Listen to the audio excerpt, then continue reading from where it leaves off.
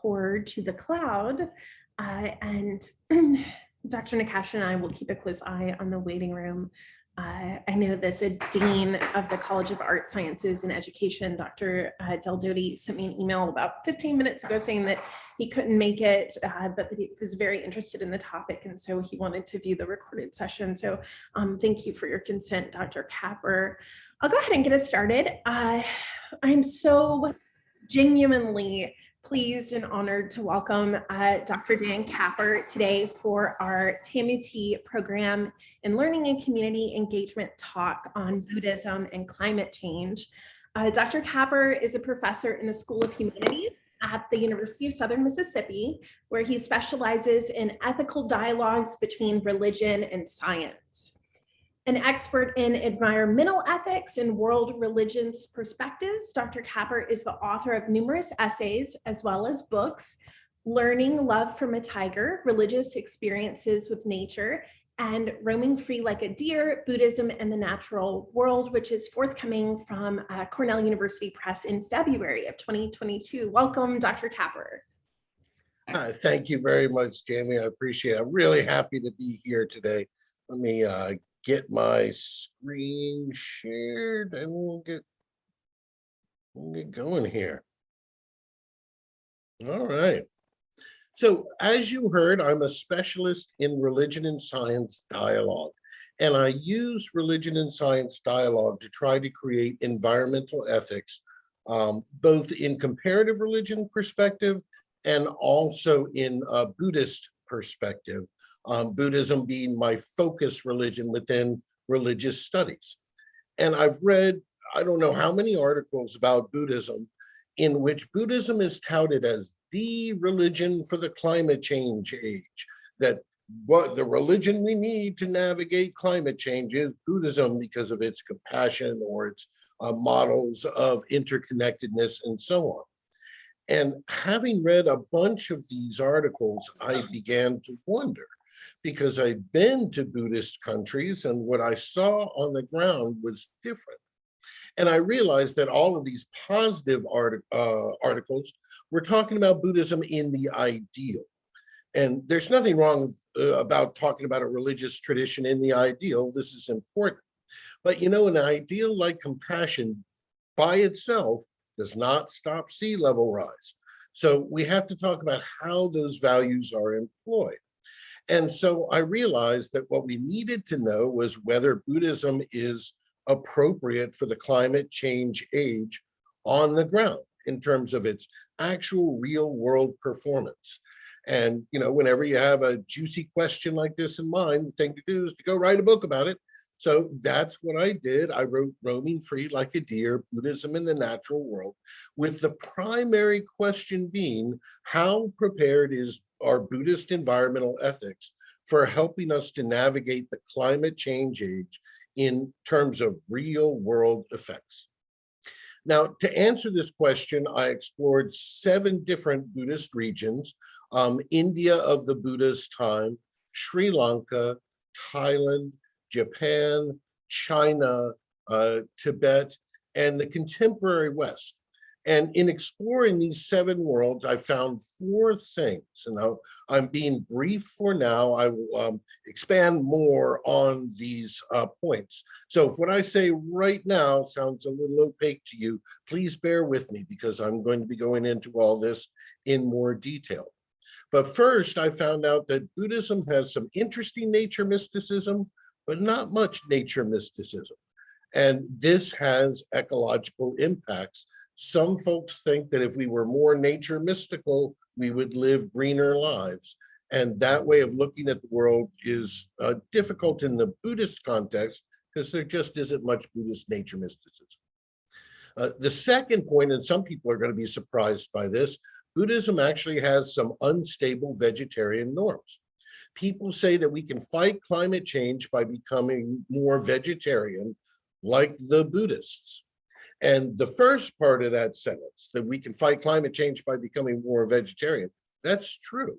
But that last part, the like the Buddhists part, that's actually more difficult than a lot of people think, as I will describe. Third, in terms of positive dimensions of the Buddhist religion, The Buddhist environmental ethics have abundant and really effective personhood dimensions. Now, again, being very brief for now, by personhood, I don't mean anthropocentrism.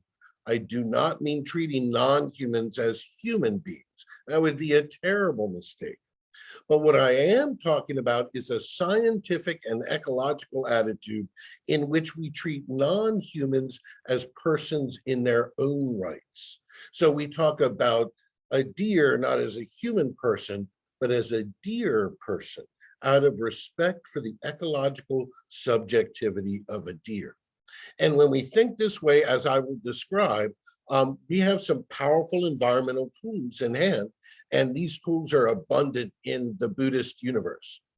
These tools help Buddhism to become a really great religion for developing environmental ethics that benefit non-human animals. And if you're a non-human animal and you're looking for a religion to live under, Buddhism makes a pretty good choice. But as I will describe, this same focus in Buddhism on non-human animals makes the tradition myopic to ecological realities beyond non-human animals, like water and gas and rocks. And that myopia, where Buddhism does not deal very well with realities beyond non-human animals, limits its effectiveness in the climate change age. So this is where I'm going. Let me get into this in more detail here. Now, essentially, and being simplistic, I'm asking, is Buddhism a green religion? And that question obviously begs another question, which is, what do you mean by green religion? What's the standard here? So the standard that I take throughout my book is that of a sustainable biosphere, which is very different than that of sustainable development. Sustainable development seeks to provide resources today and resources tomorrow while we grow our economies. But many environmental economists, such as E.F. Schumacher, have told us that this strategy will fail. We're on a finite planet with finite resources. No matter how technologically clever we become, the resources are going to run out. And if you're thinking about asteroids in space, many of them are too far away to reach. So we're still dealing with finite realities and finite resources. And so eternal growth models mean that sooner or later, those resources will run out. So E.F. Schumacher and some other environmental economists invite us to seek zero growth economic models. And this is not dismal. It may sound that way, but it's not. We could all live really quite well when, in a zero growth economy. So the concept of the sustainable biosphere, which I borrow from the environmental ethicist Holmes Rolston, takes this into account. The sustainable biosphere concept values the ecology first and then worries about the economy. As well, the sustainable biosphere concept is an ecocentric one, in which we don't just talk about non-human animals and human animals as members of an environmental community, but instead we talk broadly about the land as community, including bodies of water, mineral formations, and so on. The idea is the sustainable biosphere concept embraces the total environment and does so in a way that prioritizes the environment first. So whether you like the sustainable biosphere model or not, this is the yardstick that I use throughout my book to examine the performance of Buddhist environmental ethics. Now, as I mentioned before, what we find first in the Buddhist world is little nature mysticism. You can see there the official, proper definition of nature mysticism that I used in my book. If I can summarize here a little bit in terms of oral context, nature mysticism is direct experience of the holy in and through nature. And this is ecologically important. There are various eco-spiritualities out there that tell us that if we were to realize our oneness with trees, we would want to protect them more. So what we need to do is realize our mystical oneness with trees. And if we realized our mystical oneness with mountains, we would want to protect them more, and so on. Now, I'm not commenting on whether this ecological strategy is a good one or not today. My point here is that it doesn't really work in a Buddhist context, despite the fact that some people think it does. Some people think that Buddhism is a nature mystical religion because the Buddha found his enlightenment under a tree. But actually, it's not that way at all. If you study the Buddha's life, you find almost no incidents of anything close to nature mysticism. The Buddha spoke against nature mysticism. The Buddha did not want us to realize our oneness with a tree. He wanted us to realize the state of nirvana. And for him, these experiences were different. So the main line of the Buddhist tradition speaks against nature mysticism again and again and again. And there's very little nature mysticism to be found looking across the Buddhist world. So Buddhism makes a very poor carrier for ecological spiritualities that base themselves in nature mysticism. Now, that said, and at the danger of unraveling my own point, I'm going to highlight an exception to this rule because I think some of you folks may find this exception to be really interesting. Although Buddhism in general is not a nature mystical religion, in China, Taoist ideas mixed with Buddhism to create some nature mystical forms. And perhaps most interesting here involve the Chinese martial arts. If you've ever seen a Jackie Chan movie, you've heard of the famous Shaolin Buddhist monastery in Eastern China. The Shaolin monastery is famous for its fighting monks. Buddhist monks elsewhere look to avoid fights. At the Shaolin monastery, they have been tasked by an ancient Chinese emperor to always remain fighters. So part of being a Shaolin monk means training in fighting. Now, how do we fight? Well, one Taoist idea is to look at the natural world. That is, non-human animals fight, and if we can learn their animal powers in the fight, perhaps we ourselves can become better fighters, or at least this is the Shaolin way of thinking. So, for instance, Shaolin martial arts are famous for their white crane style. And in the white crane style of martial arts, the idea is you want to become a white crane in the fight. You want to forget that you are Jane Smith or John Doe for a minute and become the white crane in the fight. Now, you'll notice on the left there, the white crane is a big bird with a very strong chest, but it has weak, spindly legs and a long, undefended neck. So white cranes don't go around picking fights. And when they get in fights, the first thing they do is go on the defensive. And they will allow their opponent to be aggressive. They will allow their opponent to strike, and they will weave and bob and avoid the aggressive blows of their opponent, waiting for that moment when their opponent makes her or himself vulnerable. And in that moment of vulnerability, the white crane strikes like lightning. And with legs and the claws of the feet involved, claws of the feet are trying to rip you up in a fight. The wings are involved. The white crane uses its wings to try to batter you.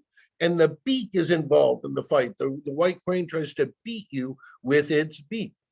And so Shaolin monks take on this fighting style, as you can see in the with the monk on the right. He's enacting the white crane style of Shaolin martial arts. He's got his foot up, ready to attack with his claw, if I can put it that way. He has his wings spread, showing you what a great bird fighter he is. Notice that in this model, the best fighters are the best nature mystics. Those who are best able to channel the white crane energy end up being the best fighters. So next time you watch a Jackie Chan movie and you're wondering what is going on with those martial arts, remember this idea of nature mysticism through the white crane style. Now, I mention this because, like I said, I think some of you folks will find this to be really interesting. But again, I have to highlight this is an exception to the rules. In general, Buddhism has very little nature mysticism. Moving on, and again, I think this is going to surprise some people. Some people know American Buddhists who are vegetarians, and they're going to think that all Buddhists are vegetarians, when actually American Buddhism is the most vegetarian form of Buddhism in the world. Buddhism itself actually is not a solid platform for ongoing vegetarianism because many Buddhists are not vegetarians. And again, this has ramifications for the climate change age. You find lots of people who say that we can fight climate change by becoming more vegetarian, and that is true. And then some people say, as I mentioned before, like the Buddhists, and that's where the argument falls down. Now, there are some vegetarian arguments in Buddhism, and you're going to hear some from me here, but nonetheless, overall, the tradition is not that vegetarian. Let me give you a sense of what I mean here. The Christian tradition, as we know, is divided into three broad branches: Protestant Christianity, Eastern Orthodox Christianity, and Roman Catholic Christianity. You can see there on the upper left, Buddhism is also divided into three broad schools: Theravada, Vajrayana, and Mahayana. Now, the Theravada school is the school of Southern Buddhism. So the Buddhism found in Sri Lanka, Burma, Thailand, Cambodia, Laos, and so on. And the Theravada Buddhist tradition is a heavily meat-eating tradition, not really vegetarian at all. Please notice that lay people, those who are not monks and nuns, are not required anywhere in the Buddhist world to be vegetarian. No one requires those people to be vegetarians. So the vegetarian question comes down to monks and nuns. In the Theravada Buddhist world, monks and nuns are allowed to eat meat. It's written right into their rules. In the Theravada Buddhist scriptures, the Buddha ate meat. The Buddha's disciples ate meat. The Buddha and his disciples recommended meat eating to others. And so if you go to Theravada Thailand today and say the Buddhism is a vegetarian religion, you're just going to make some people scratch their heads because Theravada Buddhism is not that vegetarian. You will find some people in the Theravada world who voluntarily adopt their own vegetarianism, but that's something separate. In general, Theravada is a meat-eating tradition. And the same goes for that second brand of Buddhism that you see listed there, Vajrayana. Vajrayana Buddhism is the Buddhism of Tibet, Mongolia, and a few other places. Vajrayana Buddhism has all of the meat eating of the Theravada tradition that I just mentioned, and it adds special rituals that demand meat eating. There are various Vajrayana rituals where the ritual text requires meat eating. So it's very difficult to be a full-blown vegetarian in the Vajrayana Buddhist universe. There's a growing vegetarian movement as I speak in Eastern Tibet, which is really interesting. But on the whole, Vajrayana Buddhism is a meat-eating tradition and defies the stereotype of Buddhism as vegetarian. Now, things become interesting with the third type of Buddhism there, Mahayana Buddhism. Again, lay people are not required to be vegetarian in the Mahayana world, but monks and nuns are, if they are Mahayana monks and nuns from traditions that stem from China. And the story here is really interesting. It gives us a sense of some Asian ecological history. Please notice that the Buddha lived in India 500 years before Jesus. When the Buddha was alive, India was a farming, meat-eating culture, and it was very unselfconscious about this meat eating. It was very different than the India we know today, with cattle protection and vegetarianism and so on. In the Buddha's time and day, the ancient holy texts, the Vedas, required animal sacrifice as a part of some rituals and required eating the animal as part of the rituals. So the Rig Veda tells us that on some occasions, you must sacrifice a bull and you must eat that bull or you'll be reborn as a sacrificial animal for 21 lifetimes. So what we find in ancient India was an unselfconscious meat-eating culture, and this is the culture of the Buddha. But over time, over a millennium, it took 1,000 years, India completely flipped over from this model. First in this flip over came the rise of the religion of Jainism. Buddhists are famous for their nonviolence. Hindus are famous for their nonviolence, and rightly so. But it's the Jains among the religions of India who are the true champions of nonviolence. They have always taken nonviolence further than Buddhists or Hindus. And so the Jain tradition has actually been vegetarian from the beginning and rather stridently vegetarian.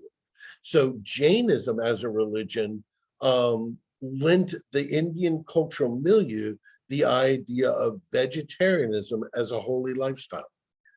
Likewise, the god Vishnu rose in importance after around the lifetime of Jesus. Vishnu was a god in old Hinduism, but he wasn't all that important. But in the literatures written after when Jesus was walking the planet, Hindus came up with many mythological stories of exploits of the gods. And Vishnu featured in many of these exploits and became a hero. So although this wasn't true in the Buddha's day, today Vishnu is one of the most important of all Hindu gods.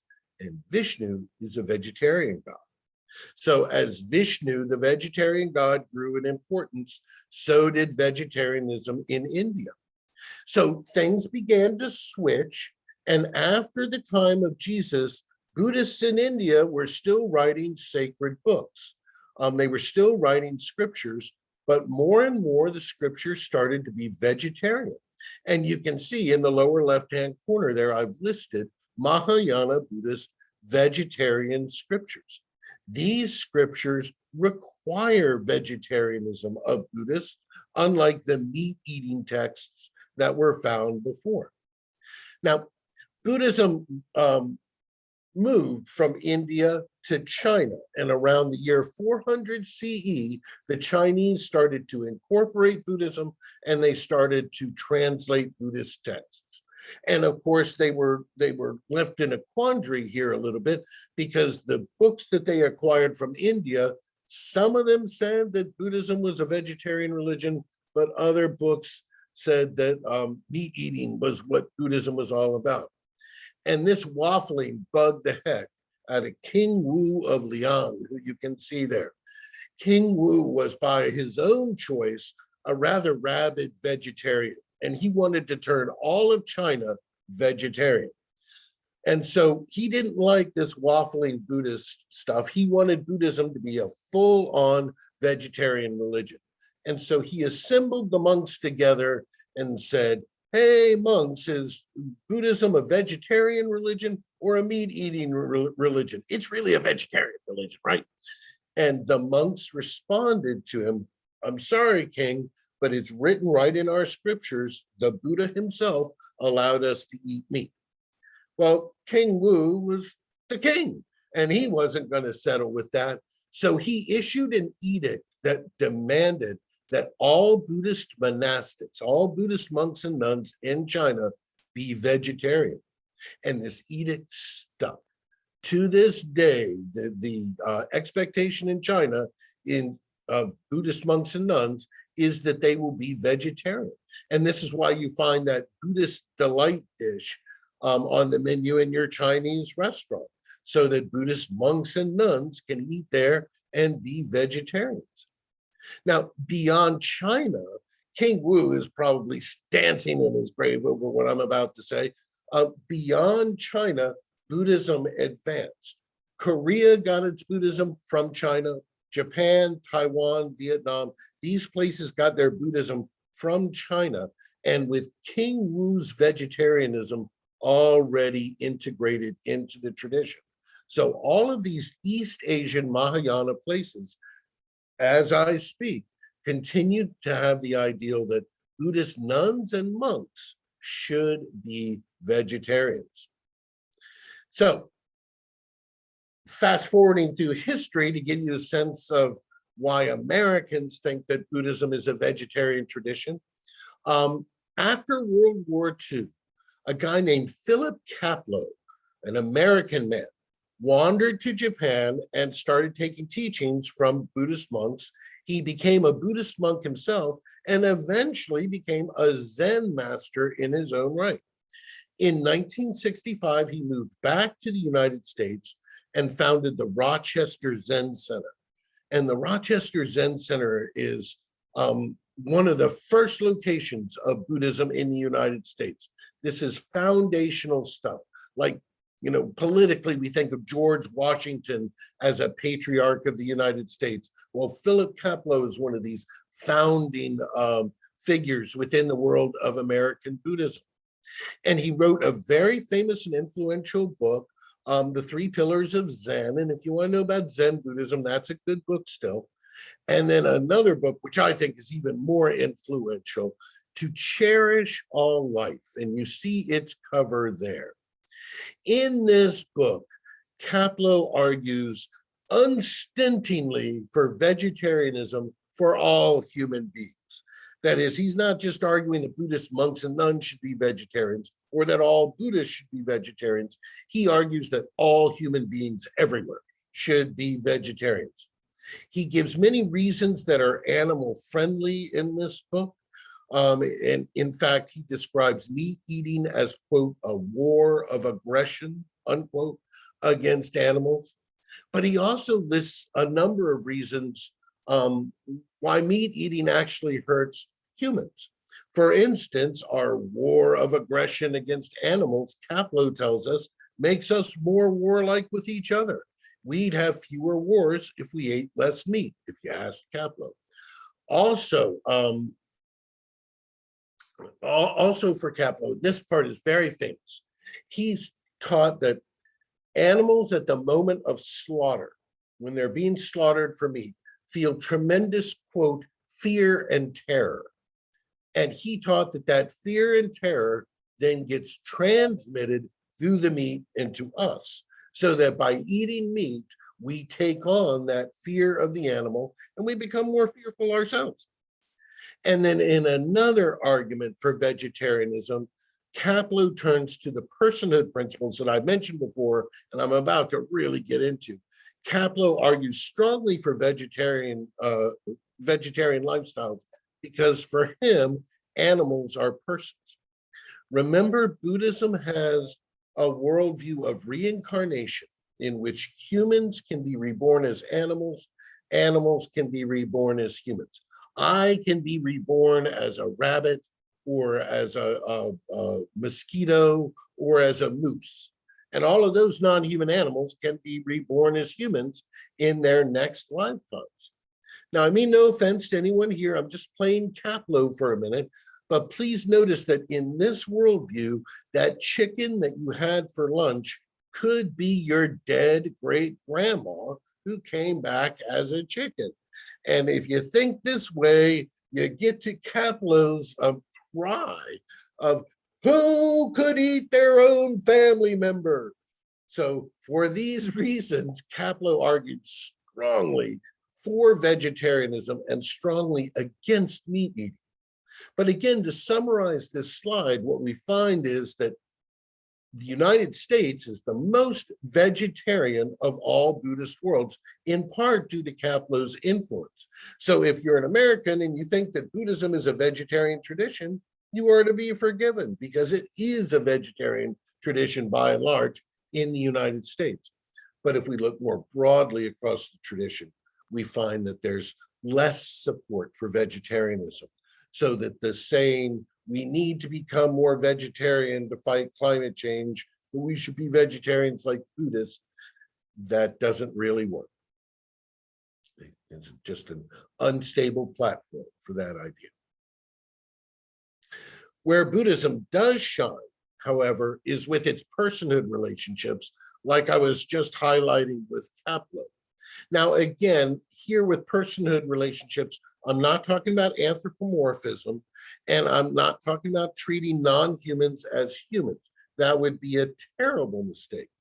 Instead, I'm joining the famous primatologist Jane Goodall, who spent an entire career teaching us that chimpanzees treat each other,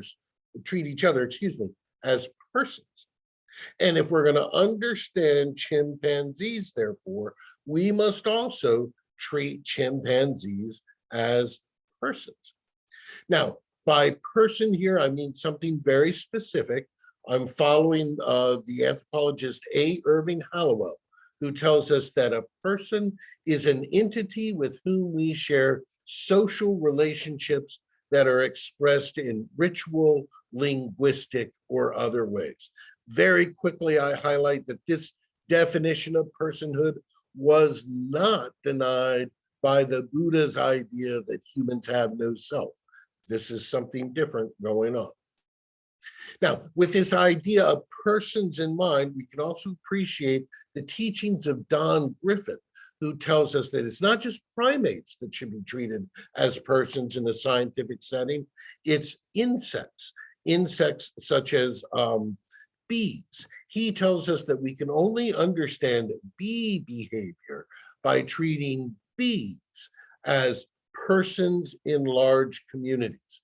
And to me, very striking here, the botanist Matthew Hall teaches us that we can only understand plant behavior. And yes, plants behave. Their roots are always moving. Their leaves are always moving. We can only understand plant behavior, he says, if we treat plants as persons who live in communities. So there's scientific reason to approach the non-human natural world from a personhood point of view. There are also good, hardcore ecological reasons. The clearest example of this perhaps comes from the Wanganui River in New Zealand. The Wanganui River faced development. And the Wanganui River had been recognized by the local indigenous Maori tribe for millennia as a person in that tribe. So the tribe went to court and sued to stop the development. The tribe argued that the river had been a person in their tribe for millennia, that tribal customs dictated that tribal members should care for this river, and therefore the Wanganui Rivershed should be given over to the tribe and not to developers. And the tribe won in court.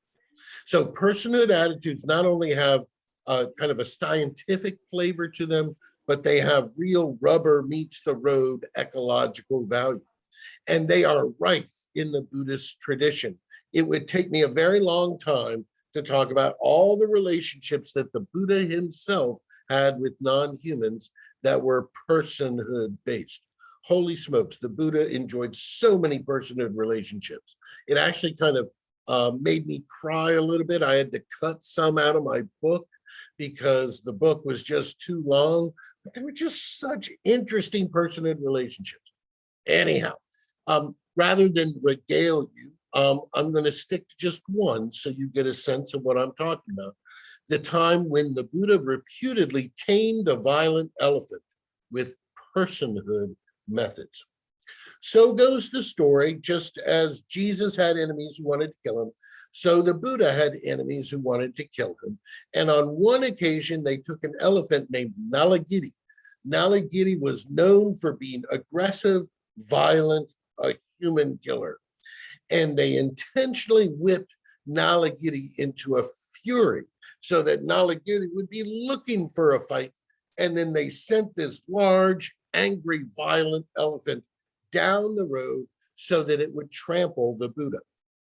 The Buddha saw the elephant approaching. The Buddha noticed the threat, but did not respond with either flight or fright.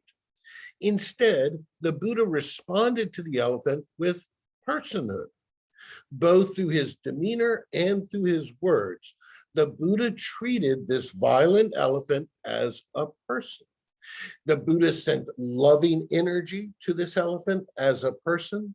And the Buddha also sent loving words. According to the story, the Buddha spoke to the elephant and said, Nalagiri, you're being so violent. This is not the world that you want to live in. Don't you want to live in a world of peace? Well, peace begins with you. You must start to be peaceful if you want to live in a peaceful world. And Nalagiri was taken over by this loving personhood approach.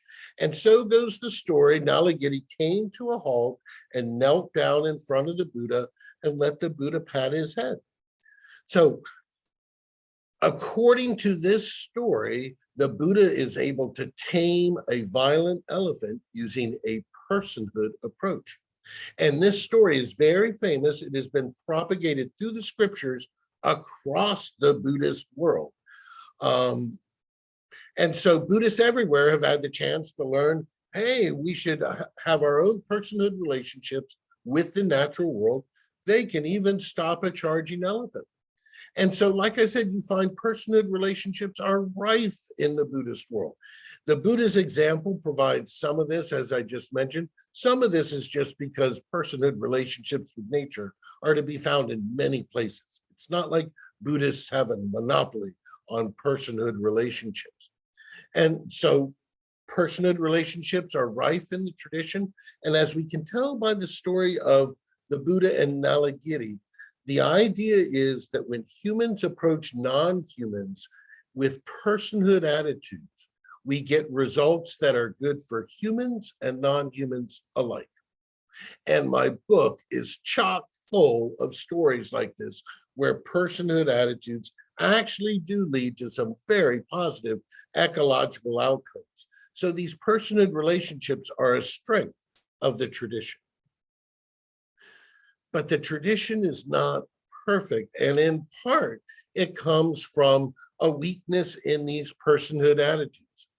These personhood attitudes allow Buddhism to be very strong when it comes to protecting non-human animals, as I have said, because it's easy for Buddhists to treat non-human animals as persons. The problem is it's much harder from a Buddhist point of view to treat stones or bodies of water or atmospheric gases, non-living things. It's much harder in a Buddhist purview to treat non-living things as persons. There is no great Buddhist tradition of this. The Buddha did not really do this. And so what we find is an imbalance in the Buddhist world where non-human animals can become persons and thereby become protected, but non-human elements of the ecology that are not animals do not enjoy the same protection. And unfortunately, this hurts us with climate change. If we want to battle climate change, being vegetarian is helpful, but it doesn't get us all the way there. If we're going to really battle climate change, we need to learn to value non-living things. Notice that with climate change, we have too much atmospheric carbon. We need to take that carbon out of the atmosphere and put it into the ground where it really belongs in a process called sequestration. Now we can sequester carbon into trees and so on, as you see on the left side of the graphic there. And this is helpful as long as that carbon gets all the way into the ground. If the carbon stays in the tree, then when the tree dies and decomposes, that carbon just goes back in the atmosphere. And so there are other carbon sequestration strategies besides trees in which we try to draw carbon into bodies of water or into stones. And I offer you that we can only do this responsibly if we already have properly valued water and stones. What has gotten us into some of our ecological quandaries is we have acted first and worried about ecological value later. And what I'm saying here is that before we can responsibly engage in carbon capture, we need to engage in ethical discussions about the value of non-biotic things like rocks first. And again, the problem here with Buddhism is that Buddhism does not really value abiotic realities. It does not see abiotic realities very often as persons. And when it does, we still get problems. For instance, Mount Wu Taishan in China is a holy Buddhist mountain and is an incident, excuse me, of Buddhist respect, holy respect for an abiotic thing. But if you go to Wu Taishan, what you find is massive deforestation. That is, the Buddhists have respected the mountain as a person, but not followed through on that respect to protect the mountain thereby. So when it comes to abiotic realities in our environment, Buddhism is not so helpful. And because of this, it has a hard time getting us all the way to helping us with climate change. So I want to leave time for questions, so I'm going to be brief here. Again, summarizing, there's not a great deal of nature mysticism in Buddhism, so nature mystical ecologies, eco-spiritualities are limited in use. The same thing goes with vegetarianism. There are some vegetarian resources, but they are not as overwhelmingly powerful as some people think. Personhood modes can really help us out, though. We could all learn from the personhood modes that are found in the Buddhist world because they do show some positive value. But still, in the end, we need to get around to protecting things beyond non-human animals.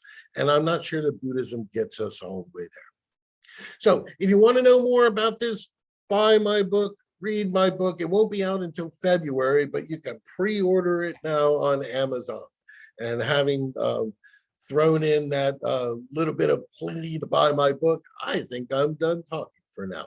So thank you for having me, and I look forward to some questions here. Thank you so much, Dr. Capper, for this wonderful and very interesting talk. We're so grateful for your expertise. And I have already asked our bastions of all knowledge, the librarians at our university, to procure your book once it's published from Cornell in February. I'll go ahead and get us started with the Q&A. And everyone, you're welcome to unmute yourself at any point and ask your question. If you're more comfortable dropping it in the chat, myself or Dr. Nakashian are happy to read it aloud for you. But I'll begin with just some thoughts. I was really interested in how you spoke about personhood relationships in Buddhist traditions, and the research that I've done in indigenous and feminist epistemologies that challenge settler colonialism, right? The extent to which we view our pets as, entities that we have some kind of dominance over, right? Or, which is engaging in that sort of settler colonialism ideology, and some of the more recent trends in feminist and indigenous studies to sort of move us away from that and understand personhood to include animals in that really expansive sense of these are entities that we are engaging with. So that was a really fun sort of touchstone moment for me. But my question has more to do with some of these conversations about vegetarianism. If we understand vegetarianism to have sort of positive ecological outcomes, it's usually framed within the individual's effort to combat climate change, right? If you as a person become a vegetarian, you are taking steps in your own world and in your own life to combat climate change. But I really question to what degree we as individuals are potentially always already unable to create the large systemic change that is necessary, right? Like these are corporations that can move that dial on gas emissions, on the meat industry, on land use, so what do you think about this burden that's often placed on the individual, when in reality, everyone here at this talk could become a vegetarian for the rest of their lives, and that dial may never move in the grand, larger scheme that we need it to really impact and affect the sort of world saving measures that we need? And how unethical is that, to put it on the person, when in reality, what we do as individuals, that dial is not moving. Okay, fair enough. And you're right to question the vegetarianism that I was talking about, because there are some real issues here. First, if you talk to a lot of Buddhists about Buddhism and climate change, they'll just say, hey, we're all vegetarians, so we've got it all solved. And an essential part of my book is highlighting what you just said, which is that vegetarianism is not enough on its own. Yeah. That's just not enough.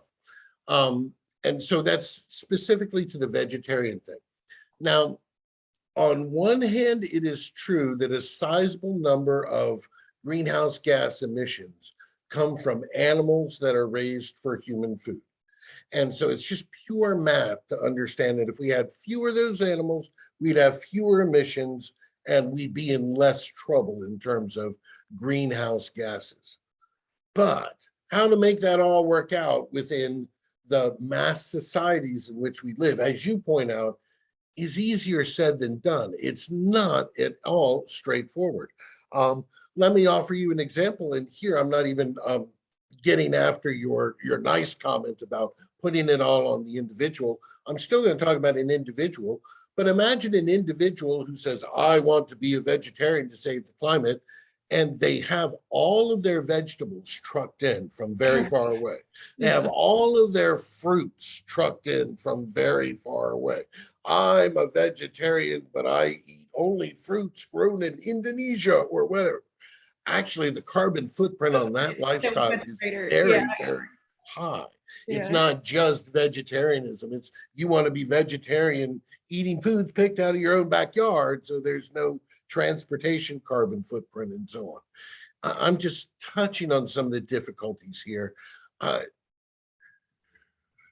Sometimes I'm rather dark about our chances to battle climate change for the reasons that you mentioned. It's very difficult for any individuals to move the dial, but it is also very easy for individuals to feel powerless and hopeless, and perhaps unintentionally make things a little bit worse. So parsing all this out is just really difficult.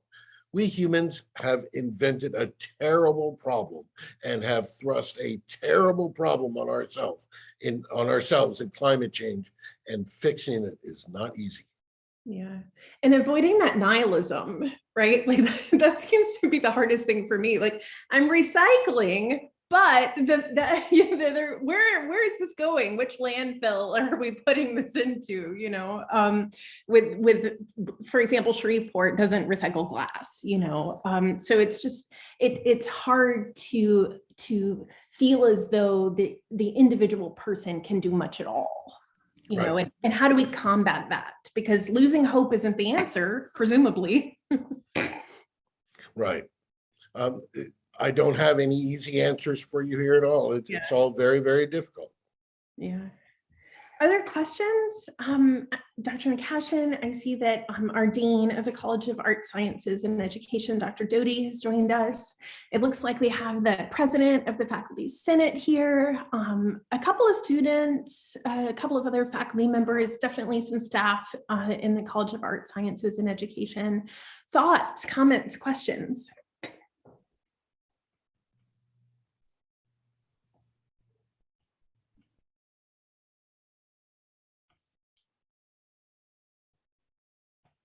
Hi, this is Del Dowdy. I'm sorry, I joined late. Okay. I had another appointment, but I caught the tail end of it, and I will watch the full presentation because I was looking forward to this all week. And then I'll have a question. Okay. Yeah. All right. Do you have a comment or anything in the meantime? I enjoyed what I heard. Okay, well, I thank came in when you were telling that story, and I would be down to hear to look at your book. And as you said, I think you said that your book is chock full of such stories. So I'm looking forward to that. I'm reading Richard Powers right now. I don't know if you know that novel, The Overstory, and really digging it. So this seems to have some kind of resonance, if not intersection, with that kind of literature. So right. That's I right. look forward to hearing more from you and following you. Okay. Thank you for being so Yeah. kind. I have another question about what your senses are around how Buddhism is used in a contemporary sense as self-therapy. So I'm thinking about authors like Tara Brach, for example. You know, is that a I mean, how plasticized is that? Is that a watering down of Buddhism? Are there some core tenets that are sort of being communicated to the masses, you know, through this vehicle of self-therapy and self-help? Excellent question, and it's a question that makes a lot of Buddhist studies professors groan, actually. I'm sure, yeah. Buddhism has a lot to offer in its meditation practices in terms of helping people to reduce stress and to live more wholesome lives, perhaps. And so there's reason for this movement. But holy smokes, we Americans have taken Buddhist meditation, and not everyone, but many of us have watered it down in every possible way. We've done the same thing with Hindu yoga too. Hatha yoga in India is a spiritual practice. Here in the United States, a lot of people consider it to be stretching exercises and an opportunity to show off what a great yoga mat you have. And we've kind of done the same thing with Buddhist meditation. And when people turn it purely into therapy, I don't know what to say. I want people to get therapy, and if they find it's helpful, then that's a good thing. But that is not at all what the Buddha intended. And this is not why Buddhist monks and nuns who keep the tradition alive, this is not why they keep the tradition alive, is to serve neurotic Westerners or whatever. And so when we're taking those meditation practices out of context and turning them into purely healing practices, we're into some tough area. And like I said, it makes Buddhist studies professors groan, and it makes some Buddhist teachers not mad, but unhappy. And especially since a lot of Buddhist teachers, the ones that I've met, think that Buddhism can only take you so far in terms of psychotherapy. They don't even see it as the best vehicle for that. I sat and watched as a Tibetan Lama recommended to someone that they not meditate anymore and that they go and see a Western therapist instead. From the Tibetan Lama's point of view, that was the best thing for this person. And I think that we have a lot of self-helpers who are maybe ignoring that path because they're trying to self-medicate through meditation practices that were not intended to be medications, if I could put it that way. Yeah, and capitalize on it. Yeah. Yeah, I haven't even talked about the money making part. I don't even get in. I don't even want to get into that commercialization part. I'll never Friday. stop. It's Friday, so I'm a little feisty today. It's the end of the week.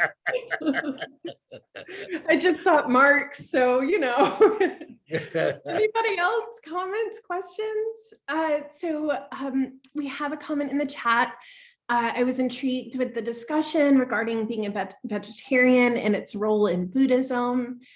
Do you see, yeah, so I'm thinking about the points that you made, Dr. Kapper, about how vegetarianism can only take us so far. Do you see veganism sort of filling up that, you know, space in between? Or, I mean, these questions about where we're getting our food and food deserts and, you know, the production and distribution of food, you know, it's almost even worse to be vegetarian or vegan and get your avocados from Mexico rather than eat meat from the farm, you know, 10 miles down the road. Right, that's exactly right. And so the issues here are really fraught. Um, on one hand, because the person said they're intrigued by the discussion about the role of vegetarianism in Buddhism, I will mention that many Buddhist teachers will say that having a vegetarian diet just will make you a generally happier person. Even if it doesn't solve climate change, even if it doesn't, perfect our environment, that you'll just feel lighter and happier and more easygoing. And there are some Buddhist teachers who recommend veganism this way, since you brought up veganism. So some Buddhists go for those modalities, and I can't blame anybody who wants to feel better in their life and feel lighter and so on. But then, as you point out, I have a vegan friend here in town. I try to eat vegetarian and vegan a lot, but I'm not a convinced vegan, because I have a vegan friend here in Hattiesburg, and I'm quite sure that her food carbon footprint is bigger than mine, even though she's a hardcore vegan and I am not. It's very difficult to be a vegan in lots and lots of places around the world. It would be very, very helpful if veganism were the magic bullet for us, but it's not. Mhm. Go ahead, Dr. Ellis. But maybe we might be falling into a bit of a binary, because I think for a lot of people who enjoy meat, switching to vegetarianism seems like a bit much. And on a technical sense, I'm thinking if I were living in a place like New Zealand and eating grass-fed lamb, my carbon footprint wouldn't be anywhere near what it would be if I walk into a Burger King and order a hamburger here in Texarkana. The Right. most carbon intensive activity we can do, aside from driving a Humvee, is eating beef. But it doesn't mean that we can't find something in the middle. Maybe correct. veer more toward organic turkey or fish, and for medical reasons, there are lots of reasons people probably should keep up with protein. There may be a middle ground. Somebody said something about a middle way earlier. I can't remember, but there may be a lot of creative approaches other than the all or nothing. I'm thinking, especially for people looking for a way in. You're absolutely right, and that's very perceptive. I've talked in terms of a binary. First, because I've had limited time, and I wanted to be clear. And second, because many of the Buddhist texts talk in this binary way. But you're absolutely right. It doesn't have to be a binary at all. We can perhaps help our environment if we simply reduce the amount of meat that we eat. We don't even have to eliminate it altogether. So, for instance, I know some folks who are engaged in meatless Mondays, where on Mondays they will be vegetarian, but then the rest of the week they will follow, whatever eating habits. It doesn't have to be an all or nothing. I know one person who eats a meat for breakfast and then eats 2 vegetarian meals the rest of the day. And that would be helpful over eating 3 Burger King meals in one day or something like that. Yeah, I agree that it's good to find the middle ground. It's good to find ways to maybe be a little more environmentally friendly in our eating habits, but without becoming uncomfortable or putting ourselves in a position where we have a giant carbon footprint because we're importing everything. Mhm. Yeah. We have a question from Dr. Perry, who is a professor in the Department of History, in the chat. Do you want to unmute, Dr. Perry? Would you prefer if I read? Might have stepped away. I guess I could unmute myself. I was just wondering if you could just maybe summarize and explain again how you said the Tao has maybe some aspects of nature mysticism, and I was wondering if you could elaborate on that again. You did a little bit of it. Right. Fair enough. Good question. And I could talk about this for a long time. If you're interested, we could go, out of this presentation and talk about this, because there's a lot here to talk about. But trying to be brief, Taoists from time immemorial have found non-human nature to already be enlightened, to already be perfect. So it was thousands of years ago, actually, not a recent thing at all, when Taoists in China started to try to learn animal powers, like I was discussing.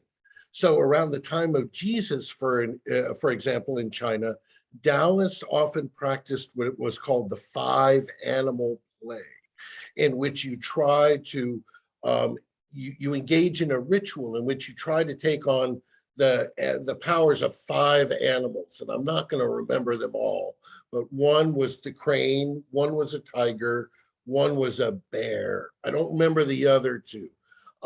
But again, it was Taoists who started this whole idea that we can improve ourselves as humans by having nature mystical experiences of non-human animals and thereby taking on their powers. And then what the Buddhists at Shaolin did in the 16th century was kind of put a Buddhist gloss to all this. What they did is they tried to take the Taoist ideas and repackage them with Buddhist reasons for doing so. But this is definitely something that the Buddhists learned from the Taoists. Shaolin has only been doing this animal nature mysticism for 500 or 600 years, whereas Taoists have been doing it for a couple of millennia, at least. Does this answer your question? Yes, thank you.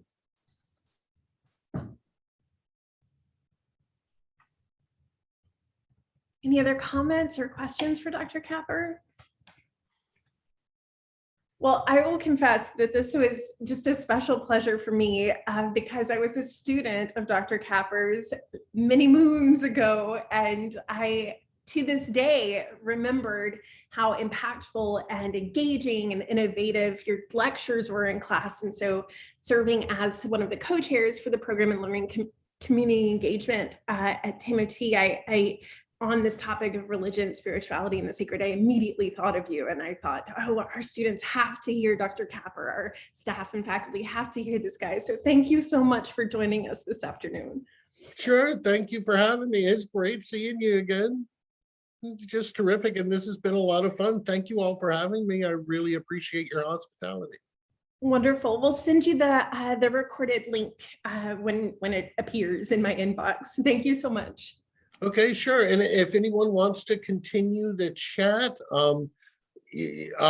daniel.capper@usm.edu. You can hook up with me via email that way. Yep, there you go. Thanks, Jamie. I'm happy to chat more. Okay. Wonderful. Enjoy your Friday, Dr. Capper. Everyone, be safe, be well, and we'll see you back on campus on Monday. Yep, you too. TGIF, everybody.